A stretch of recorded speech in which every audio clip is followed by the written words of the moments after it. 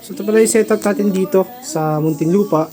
So yan, 6 kilowatt hybrid na day Dynas power brick, tsaka yan yung combiner box natin. So doon dumaan yung ating PB, tsaka yung AC papunta doon sa MDP ni client. So yan, check natin yung loob ng combiner box. So syempre, Dynas power brick, 51 volts 280 Ah. Yan. Yan, yung loob natin. Syempre napakalinis. DC, DC SPD, AC, AC SPD, battery breaker natin. Yan. Yung MTS natin nasa loob, malapit sa MDP ni client. Yan. So, check natin ngayon yung load ni client. Ayan.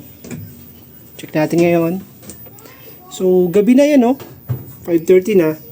Nasa around 1.86. Buhay yung mga aircon ni client. Lahat covered by the battery. So, yan.